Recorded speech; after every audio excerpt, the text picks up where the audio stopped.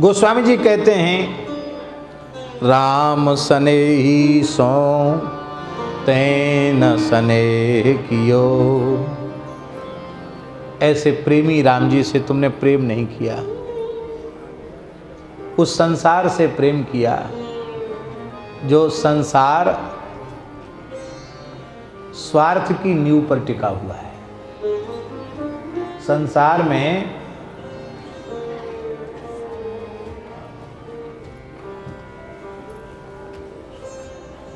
किसी का किसी से प्रेम तभी तक है जब तक कि उसके स्वार्थ पूर्ति में बाधा नहीं पड़ रही है।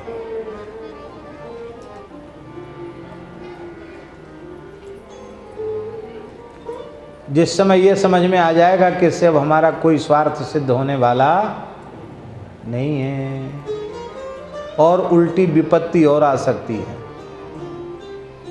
प्रेम खत्म। इसी की कलई खोलने के लिए भगवान ने कोरोना भेजा। कहां गए संबंध, कहां गया प्रेम? पत्नी को कोरोना हो गया तो पतिदेव दूर ही दूर रहते हैं, अब पतिदेव को हो गया तो घर में क्वारंटीन है। पत्नी ऐसे ओढ़ के सब मास्क वास्क लगा के थाली ऐसे खिसका देती है, जैसे थाली कमरे के भीतर ऐसे धक्का देके खिसका दिया।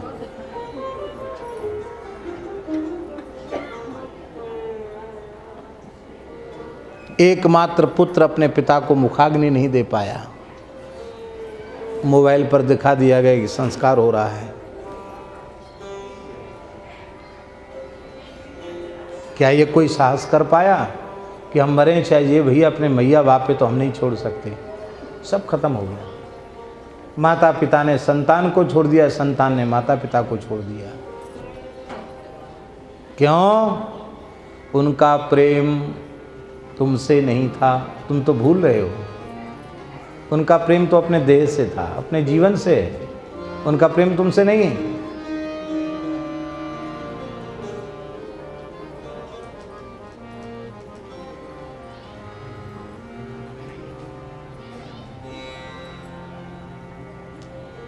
न पैसा तुम्हारा हित कर सकता है और न संसार का कोई व्यक्ति तुम्हारा हित कर सकता है। तुम्हारा हित यदि कोई करेगा तो वह हरि गुरु संत ही करेंगे और कोई तुम्हारा हित करने वाला नहीं,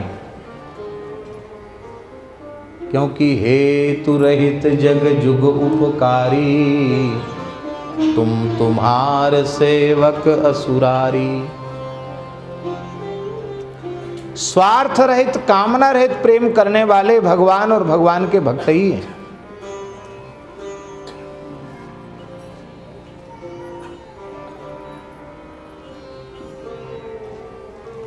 तब प्रश्न उठा कि राम जी से प्रेम हम क्यों करें, भले ही वो प्रेमी हैं, प्रेम का निर्वाह करते हैं।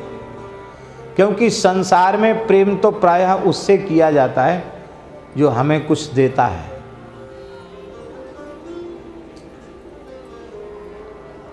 हमें कुछ देगा तो हम प्रेम करेंगे, और हमको कुछ दिए नहीं तो सुखल सुखल कुछ नहीं। कुछ दो तब प्रेम होगा।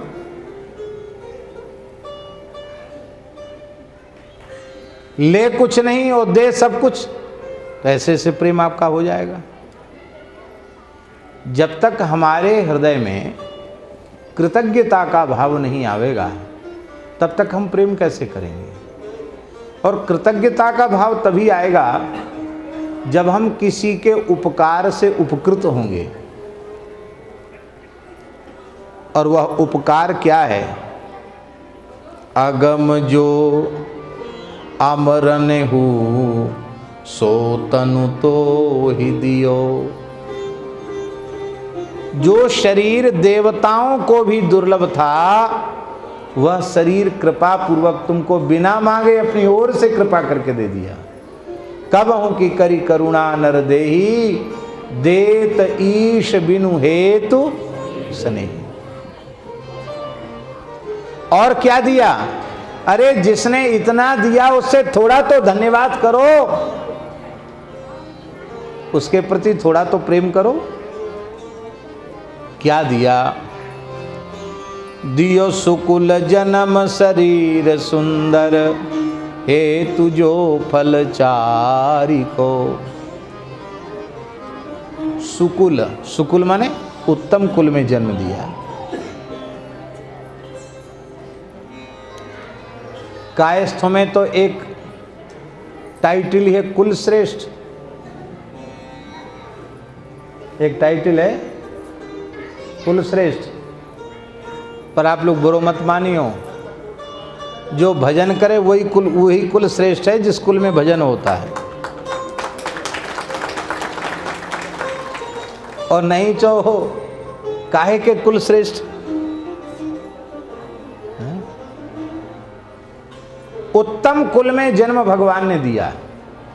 देखो हम प्रार्थना करें, ब्राह्मण कुल में जन्म उत्तम कुल में जन्म है, द्विजाति कुल में जन्म उत्तम कुल में जन्म है। लेकिन हम निवेदन कर रहे हैं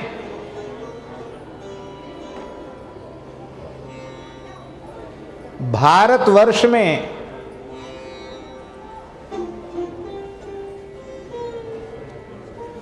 मानव के रूप में हमारा जो जन्म है, इस पवित्र धरती पर, हाँ विराज जाए, विराज जाए, जगह दे दो, कोई बात नहीं, आगे आ जाओ।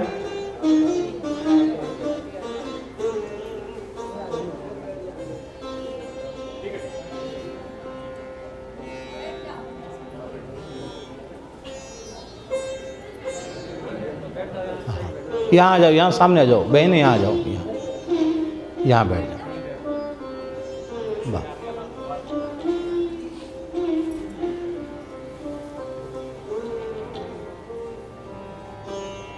आप थोड़ा और आगे आ जाइए, पीछे बैठने में आपको तकलीफ है, और आगे आ जाइए।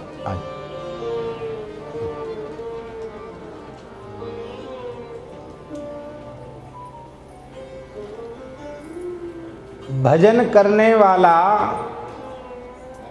कोई भी व्यक्ति किसी भी कुल में पैदा हुआ हो, वो धन्य है, धन्य है, धन्य है। उत्तम से उत्तम कुल में जन्म लेकर भी आचरण उत्तम नहीं है, खान पान व्यवहार आचार विचार पवित्र नहीं है, भगवान की भक्ति नहीं करता है, तो उत्तम कुल में जन्म लेना भी व्यर्थ है। संत कबीरदास जी कहते हैं, ऊंचे कुल का जन्मिया करनी ऊंच न हो, सुवर्ण घट मदिरा भरा साधु निंदा सोय। आपने बहुत ऊंचे कुल में जन्म लिया, पर ऊंचे कुल के अहंकार को तो ढो रहे हो, पर जो नहीं खाना चाहिए वो खा रहे हो, जो नहीं पीना चाहिए वो पी रहे हो, जो नहीं करना चाहिए वो कर रहे हो, जहां नहीं जाना चाहिए वहां जा रहे हो। फिर अहंकार ढो रहे हो कि हम बड़े कुलीन हैं। अरे सोने के कलश में शराब भरी हुई है, तो क्या संत उस कलश की पूजा करेंगे? भले ही मिट्टी का कलश ही क्यों ना हो, पर उसमें गंगा जल भरा हुआ हो, तो बड़े से बड़े महापुरुष उसको प्रणाम करेंगे, उसको अपने मस्तक पर धारण करेंगे। नाभाजी महाराज ने संत रैदास जी के संबंध में लिखा है, आह क्या कहें। वर्णाश्रम अभिमान तजी, वर्णाश्रम अभिमान तजी, पद रज बंद ही जा सुकी, संदेह ग्रंथि खंडन निपुण, वाणी विमल रैदास की। रैदास जी महाराज जिस मार्ग से चल कर के जाते थे, उस मार्ग की रज को लोग वर्ण और आश्रम का अहंकार त्याग कर प्रणाम करते थे। एक महान संत इस मार्ग से चल कर गया है।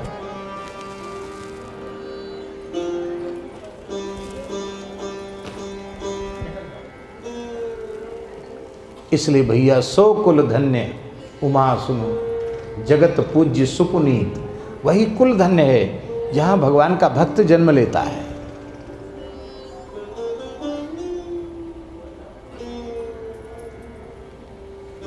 सुखदेव जी महाराज क्या कह रहे हैं? तृतीय स्कंध में, अहो बतस्वपचोतो गरीयान, यज्जुवाग्रे वर्तते नाम तुभ्यम, ते पुस्तपस्ते जुहुगुः सस्नुरार्या, ब्रह्मानुचुर्नाम गृह्णन्ति एते। देवहूति माता कपिल भगवान से कह रही हैं, भले ही वह स्वपच के कुल में ही क्यों न पैदा हुआ हो, यदि उसकी जिह्वा के अग्रभाग पर आपके नाम का नर्तन होता रहता है, श्री राम कृष्ण गोविंद मुकुंद मधुसूदन गरुड़ध्वज गोविंद गोपीनाथ गरुड़ध्वज आदि पवित्र नाम नर्तन करते रहते हैं, वह स्वपच श्रेष्ठ है।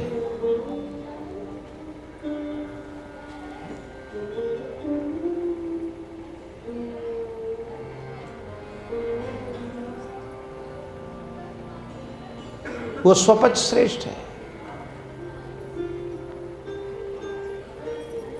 सारी तपस्या उसकी हो गई, कोई तपस्या बाकी नहीं।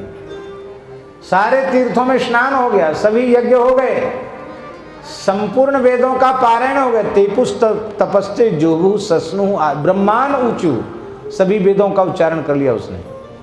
किसने? नाम गृह्णन्ति एते, यन्नामधेय श्रवणानुकीर्तनात्, यत्प्रभवनाद् यत्स्मरणादपि क्वचित्, स्वादोपि सद्यः सवनाय कल्पते, कुतः पुनस्ते भगवन्नुदर्शनात्। परम भागवत प्रहलाद जी क्या कह रहे हैं?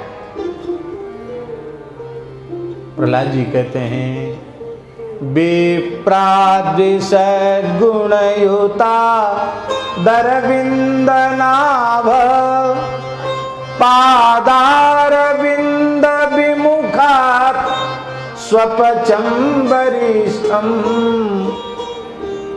मन्ये तदर्पित मनोवचने, हितार्थ प्राण पुनाति सकुलम, न तो भूरि मानः। प्रहलाद जी कहते मैं ऐसा मानता हूं, 12 दिव्य गुणों से अलंकृत ब्राह्मण यदि भगवान के चरण कमलों से विमुख है, तो उस विमुख ब्राह्मण की अपेक्षा मैं उस स्वपच को श्रेष्ठ मानता हूं, जिसने अपना तन मन प्राण सर्वस्व भगवान के चरणों में न्यौछावर कर दिया। वह समर्पित स्वपच, शरणागत प्रपन्न भक्त स्वपच स्वयं भी पवित्र हो जाएगा, अपने कुल को भी पवित्र कर देगा। केवल जाति के अहंकार को ढोने वाला न अपने को पवित्र कर पाएगा, न अपने कुल को पवित्र कर पाएगा। क्योंकि भैया पवित्र करने वाली तो भक्ति ही है। देहु भगति रघुपति अति पावनी, अति पावन।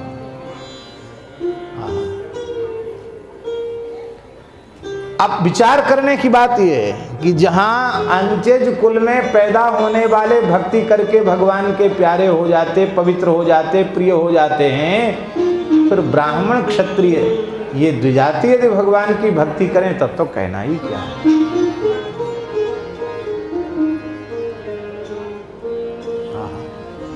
धन्य है। तो दियो सुकुल जन्म, ये कभी ग्लानि में मत रहो कि हम तो निम्न कुल में, नहीं, सभी कुल उत्तम कुल हैं जिनमें भजन किया जाए।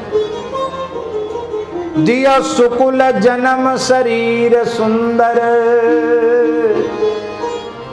सुंदर शरीर दिया। आप लोग कहेंगे कि नहीं नहीं जी अमुक सुंदर है, हम कहाँ सुंदर हैं, ऐसा होता है?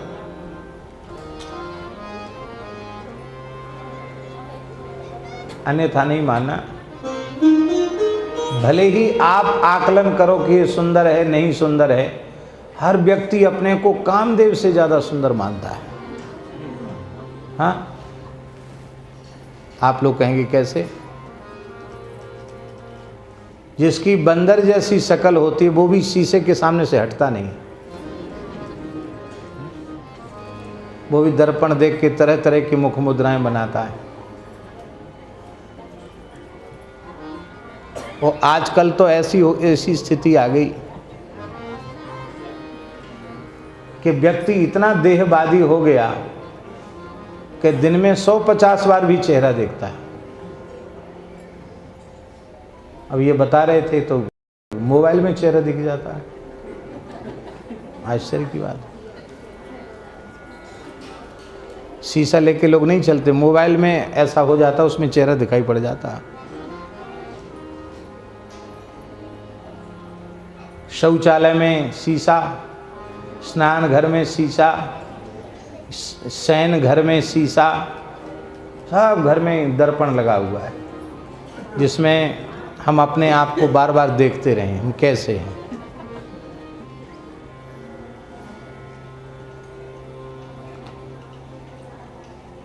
पर भैया आप संसार की दृष्टि में कुरूप हैं, पर यदि आप भगवान की भक्ति कर रहे हैं तो आपसे अधिक सुंदर कोई नहीं। पर संसार की दृष्टि में आप स्वरूपवान हैं, बड़े सुंदर हैं, पर आप भगवान की भक्ति नहीं कर रहे हैं। तो मलुकदास जी के शब्दों में श्री मलुकदास जी कहते हैं, सुंदर देही देखी के उपजत है अनुराग, मणि न होती चाम जो तो जीवत चुगते काग।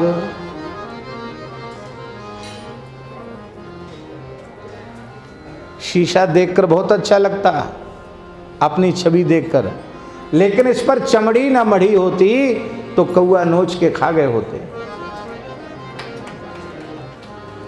दर्पण आगे ठाड़ हुए नित्य सम्हारे पाग।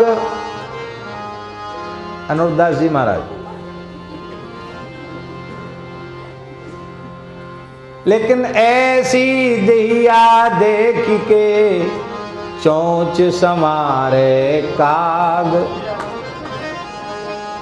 हम तो पगड़ी बांधने में व्यस्त हैं शीशा के आगे, और कौआ मुड़गिरी पर बैठकर बांस जो है ना, क्या बड़ेरो कहते हैं, टटेरो कहते हैं, क्या कहते हैं, क्या कहते हैं, नहीं नहीं बड़ेरो, बुंदेली में बड़ेरो कहते हैं। बड़ेरा बाहर तक निकला रहता है, तो बड़ेरे पे बैठ के कौआ चोंच घिसता है, पैनी करता है, तो मरे तो सही, गुद निकाल के खाऊंगा। इसलिए भैया उत्तम कुल का जन्म वही है जो भजन करे, और शरीर सुंदर वही है जो भजन करे। सोई सुंदर सोई सुभग शरीरा, जेहि तन पाए भजिय रघुबीरा। सोई सुंदर सोई सुभग शरीरा, जो तन पाए भजिय रघुबीरा। जो तन पाए भजिए रघुवीरा, जो तन पाए भजिए रघुवीरा। और ये शरीर भगवान ने दिया जो देवताओं को दुर्लभ है, उत्तम कुल में जन्म दिया, सुंदर शरीर दिया, ऐसा शरीर दिया हेतु जो फल चारि को। इस शरीर से धर्म, अर्थ, काम और मोक्ष चारों पुरुषार्थ मिलते हैं। भेंट मत चढ़ाओ, हम मंदिर में चढ़ाओ, जाओ। भेंट नहीं लेते, जाओ। या भरत खंड क्या कह रहे थे? फल चारि को, चार वस्तुओं को देने वाला है। पुरुषार्थ चतुष्टय की सिद्धि का साधन क्या है? मानव शरीर है। धर्म का अर्जन इससे, अर्थ का अर्जन, काम का अर्जन, मोक्ष का अर्जन, चारों धर्म, अर्थ, काम, मोक्ष चारों पुरुषार्थ मानव शरीर से प्राप्त किए जा सकते हैं। लेकिन दुर्भाग्य है मनुष्य ठीक से किसी का अर्जन नहीं कर पाता है। यहाँ की भाषा बुंदेली भाषा में कहते हैं ना, बिलुरना, बिलुर गए। बिलुर गए मतलब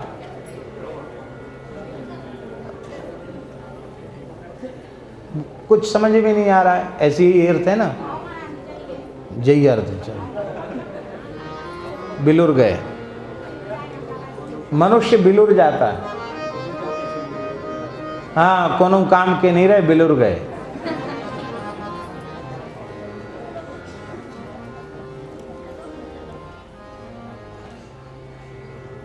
देखो बिलुरना क्या है, इसको हम बता देते हैं। मनुष्य धर्माचरण तो करता है, अपने पूर्वजों से प्राप्त संस्कारों का निर्वहन करता हुआ यथासाध्य धर्माचरण करने का प्रयास करता, धर्माचरण करता है। पर वो धर्म करता है अर्थ के लिए। किसके लिए करता है? वो समझता है कि धर्म का फल अर्थ है।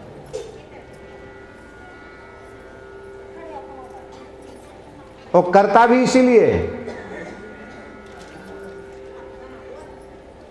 करता है। और हमारी बात न मानो तो इन विद्वान ब्राह्मणों से पूछ लो। हम लोग धर्माचरण करने बैठते तो सबसे पहले संकल्प पढ़ते हैं। क्या बोलते हैं संकल्प में? अप्राप्त लक्ष्म्याः प्राप्त्यर्थम, प्राप्त लक्ष्म्यास्य चिरकाल संरक्षणार्थम, लोके सभायाम राजद्वारे यशो विजय लाभादि प्राप्त्यर्थम, नैरुज्य पुष्टि दीर्घायु धन धान्य समृद्ध्यर्थम, ग्रहकृत राजकृत सर्वविध पीड़ा निवृत्ति पूर्वक नैरुज्य पुष्टि दीर्घायु धन धान्य समृद्ध्यर्थम, सकल कामना संसिद्ध्यर्थम।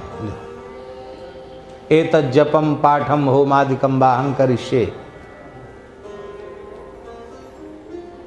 भैया धर्म का फल अर्थ नहीं है, धर्म का फल धन नहीं है। पर हम बिलुर गए, हमने धर्म का फल अर्थ मान लिया। चलो, हमने भी मान लिया धर्म का फल अर्थ है।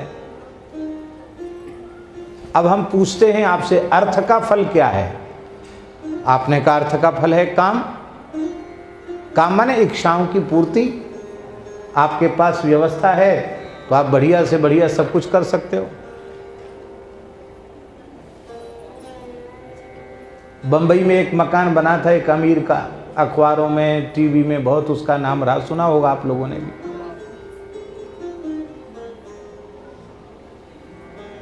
हमने भी दूर से देखा उस बिल्डिंग को।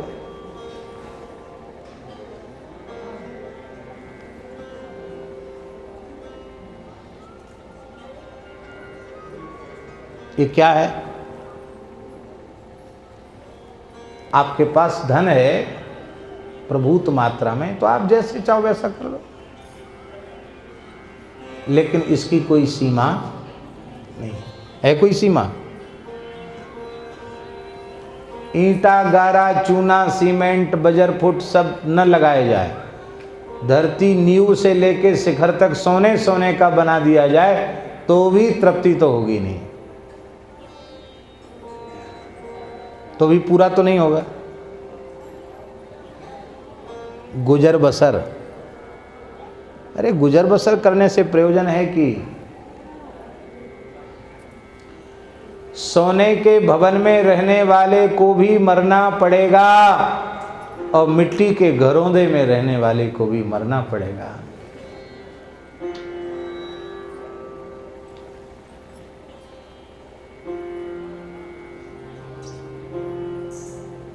अंत में सबको खाक में मिलना है।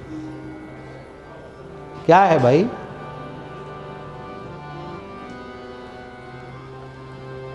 कामना की पूर्ति उसका फल नहीं है, क्योंकि आज तक सारी कामनाओं की पूर्ति किसी की हुई हो ऐसा कोई माई का लाल पैदा ही नहीं हुआ। हाँ, कामना की कीच से जो बाहर निकल आए हैं, जिनको कबहू न चाहिए कछु ऐसे जो हो गए हैं, वो आत्माराम, आप्त काम, पूर्ण काम, परम निष्काम हो जाते हैं। कामनाओं का त्याग ही कामनाओं की पूर्ति है। कामना की पूर्ति किसी की कामना के द्वारा होती नहीं।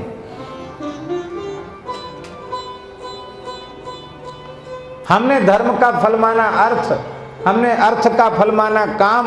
अब हम पूछते हैं क्या काम का फल मोक्ष है? काम का फल मोक्ष नहीं है, कामना का फल संसार है।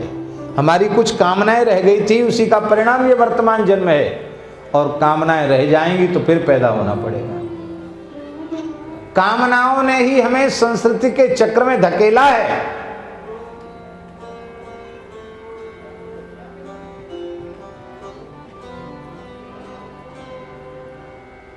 कामना से पिंड छूटना बड़ा कठिन है। काम का फल क्या है? यदि हमारा काम धर्म नियंत्रित नहीं है तो उस धर्म से अनियंत्रित काम का फल क्या है? काम, क्रोध, मद, लोभ सब नाथ नरक के पंथ, इनु परिहरी रघुवीर ही, भजहु भजहि जेहि संत।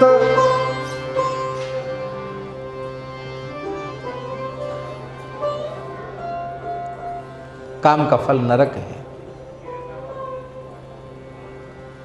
अब सुनिए, धर्म का फल हमने अर्थ माना, अर्थ का फल काम माना, अब काम का फल तो मोक्ष है नहीं, तो चरम पुरुषार्थ जो संसार के चक्र से छूटना है वो तो मिला नहीं।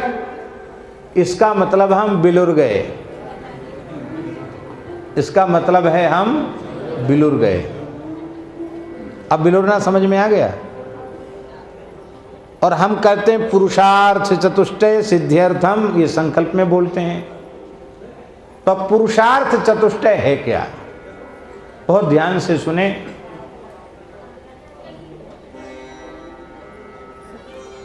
धर्म का फल अर्थ नहीं है,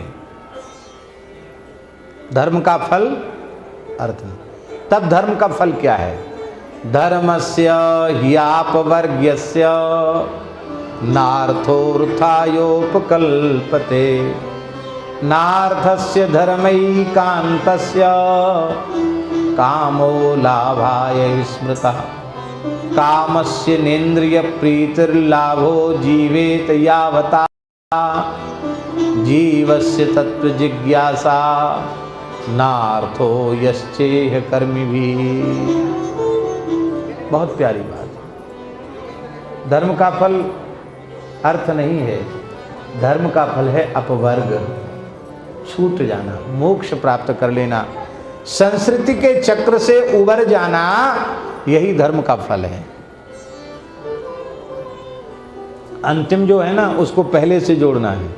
धर्म का फल मोक्ष। और अर्थ किस लिए है? बोले अर्थ धर्म के पास इसलिए है कि अर्थ धर्म के लिए है। आपके पास जो भी शक्ति सामर्थ्य है वो पीड़ितों की सेवा करने के लिए, वंचितों की सेवा करने के लिए, अभावग्रस्त लोगों की सेवा करने के लिए। आपके पास जो धन है वो पवित्र गोवंश की सेवा करने के लिए। क्यों? क्योंकि विश्व के विकृत पर्यावरण को परिष्कृत यदि कोई कर सकता है तो वह पूज्या वेद लक्षणा भारतीय देसी गौ माता ही कर सकती है। प्रकृति में व्याप्त विष का शमन केवल और केवल गाय कर सकती है और कोई नहीं कर सकता है। हमारे तन मन प्राण के सहित पूरे देश और पूरे विश्व को पवित्र करने की सामर्थ्य पूज्य गौ माता में। आप गोवंश की सेवा में धन को लगाओ।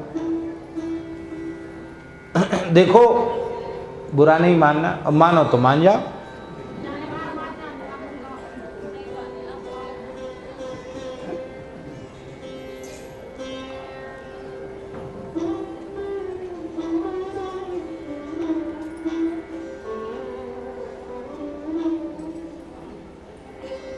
ईमानदारी से हम अपनी आय का 1% भी ईमानदारी से निकालने लग जाएं, 1%, तो एक भी भारतीय देसी गाय कचड़े के ढेर पर खड़ी नहीं दिखाई पड़ेगी।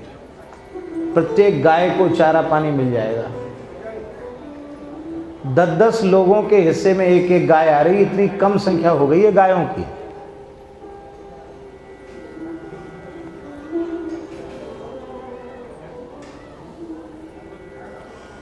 उत्तम पक्ष तो यह है कि प्रत्येक धर्मात्मा मनुष्य को अपनी आय का दशांश निकालना चाहिए, पर दशांश की बात जाने दो, आप 1 अंश भी नहीं निकाल रहे हो।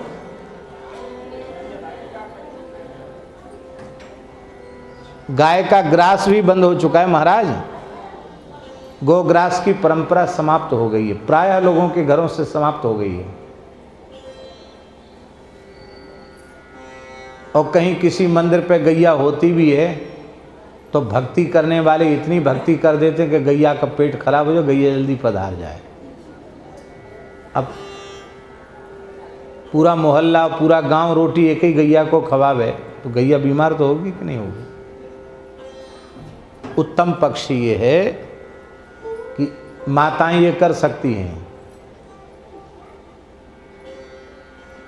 आप रसोई बनावें तो 1 कटोरी आटा एक अलग पीपा में या अलग टंकी में, घड़े में, पहले उस आटे को जल मिलाने के पहले परात में जब मारने के लिए आपने रखा, 1 कटोरी आटा उसमें से निकालो, गौ माता के नाम से डाल दो।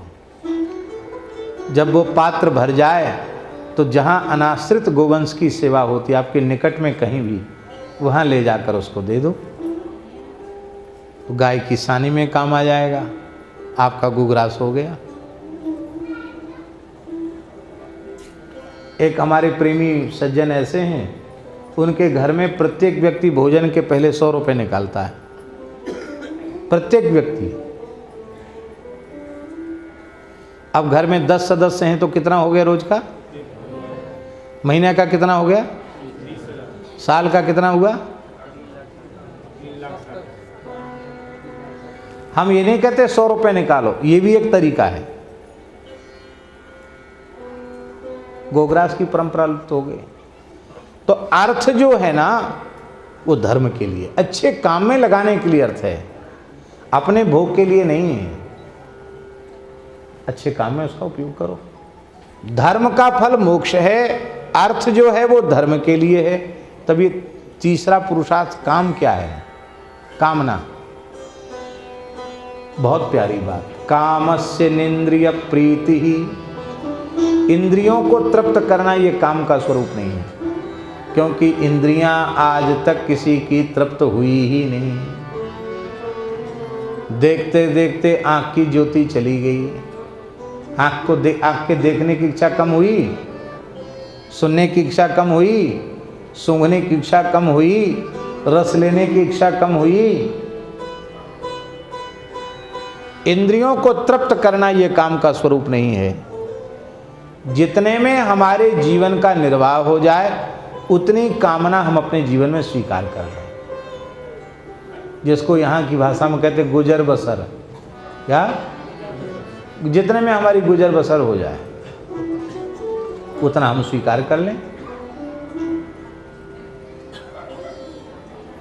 सर्वोत्तम पक्ष तो ये है राम जी कि यदि 2 लंगोटी में गुजारा हो रहा है तो तीसरी लंगोटी भी रखने की आवश्यकता नहीं। जिन पूज्य पहाड़ी बाबा महाराज का स्मरण हम कर रहे थे, हमारे पूज्य गुरुदेव जिन्होंने हमें साधु वेश प्रदान किया कृपा पूर्वक, वे महापुरुष अपने पूरे जीवन में एक ही लंगोटी उन्होंने अपने पास रखी, तो शरीर पर वही एक लंगोटी, दूसरी लंगोटी नहीं रखते। पहाड़ी बाबा दूसरी लंगोटी नहीं रखते। और उनके जमाने में ऐसा कपड़ा पहन के तो कोई बैठ ही नहीं सकता था। लगभग 120 वर्ष की आयु में भगवत धाम गए और भयंकर ठंड में तखत पे बैठे रहते थे, खुले में, नीम के नीचे।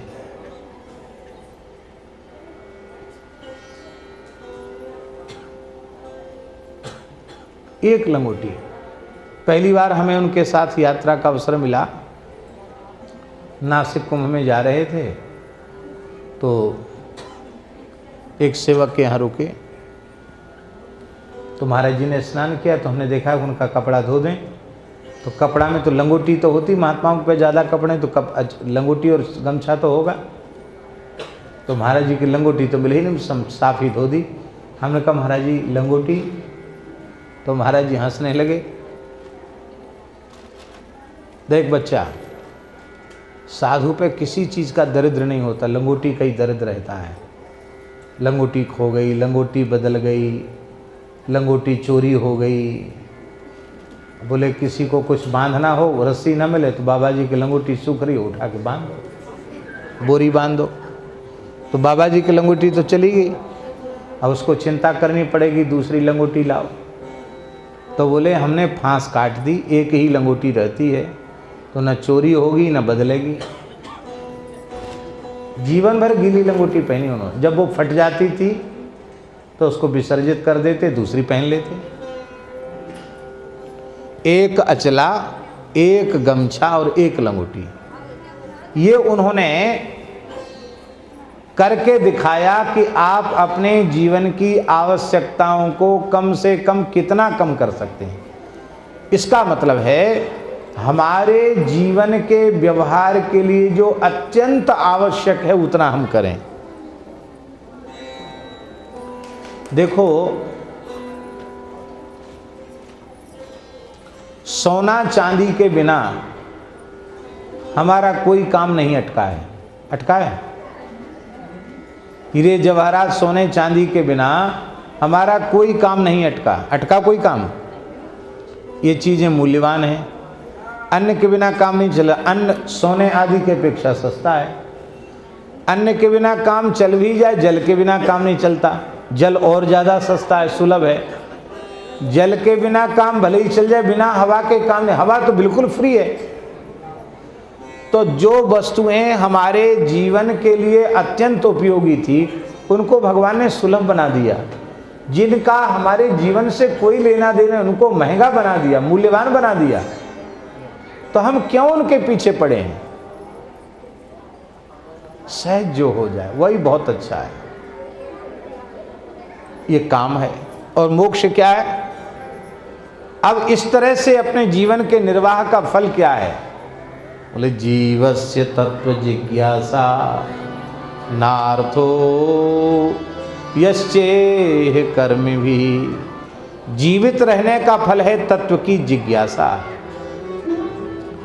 इसी शरीर से, इसी जीवन में भगवान की प्राप्ति की अभिलाषा उत्पन्न हो तो दियो सुकुल जन्म शरीर सुंदर, हे तुझो फल चारि को। चारों पुरुषार्थों को देने वाला शरीर दिया। और यदि हम इस मानव जन्म का विवेकपूर्ण उपयोग करें, बहुत ध्यान से सुने, यदि हम मानव जीवन का विवेक पूर्ण इसका उपयोग करें तो जो पाय पंडित परम पद पावत पुरारी मुरारी को। पंडित कौन है? जो बंधन और मोक्ष को समझता, वही पंडित है। वो महाराज पुरारी का पद, पुरारी माने भगवान शिव, भक्ति करके शिवलोक प्राप्त कर सकता है और भक्ति करके वैकुंठ भी प्राप्त कर सकता है। हरिहर दोनों की प्राप्ति कर सकता है। कितनी भगवान ने कृपा की है, फिर भी तुम भगवान से प्रेम नहीं करते हो। कितना अच्छा अवसर हमको दिया। यह भरत खंड, परम पवित्र भरत खंड है, जिसमें प्रत्येक सत्कर्म का अनंत गुणित फल मिलता है। यह भरत खंड समीप सुरसरी, गंगा जी निकट में है। थल भलो संगति भली, कितना पवित्र थल है श्री गूदड़ बाबा का स्थान, कितना पवित्र स्थल है। संगति भली, कितनी सुंदर पवित्र चर्चा सुनने को मिल रही है। लेकिन अरे अभागे भाग्यहीन, अरे अधम, तेरी कुमति कायर कल्प बल्ली चाहती है विष फली। तेरी कुमति कायर कल्प बल्ली चाहती है विष फली। हाँ राम सने ही सो तैना सने कियो, राम सने ही सो सने कियो। तैना सने कियो, तैना सने कियो।